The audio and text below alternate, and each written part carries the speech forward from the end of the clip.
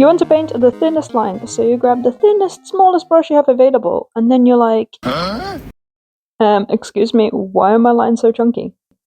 Hi lovely artists, I'm Lening, and here are some of my paintings. As you can see, they're quite detailed with some very thin lines, and the brush I used for all of this might actually surprise you.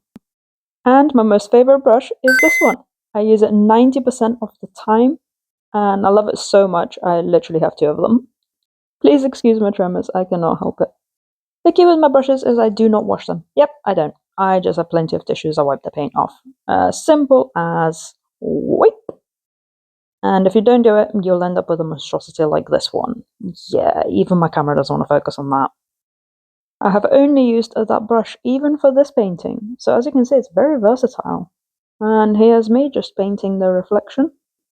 So you can see even the biggest brushes can make the smallest of strokes. Aside from it being unwashed, so just dry paint, so this brush is literally solid. It also has to do with how much paint you apply to the brush and how you use the brush.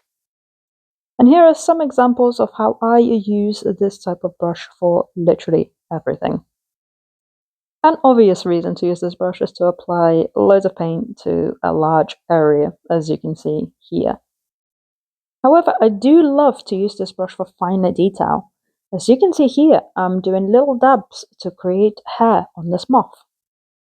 I can also use this brush for filling in the wing as well. By controlling the pressure and the angle, you can also paint thin lines fluently.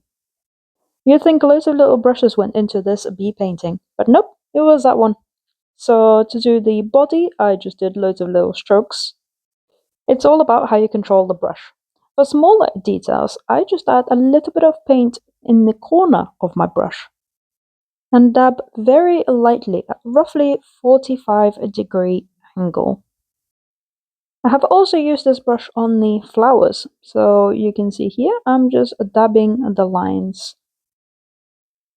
If they are coming out extra chunky, it will just mean that you have added too much paint or you're pressing too hard.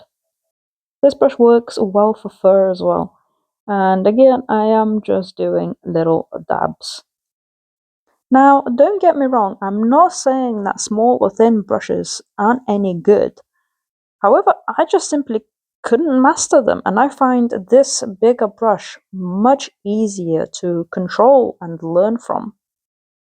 Especially as someone like me who does have a tremor, and it is just really difficult to control a tiny little brush. And this just shows that even the biggest of the brushes can do the smallest of things.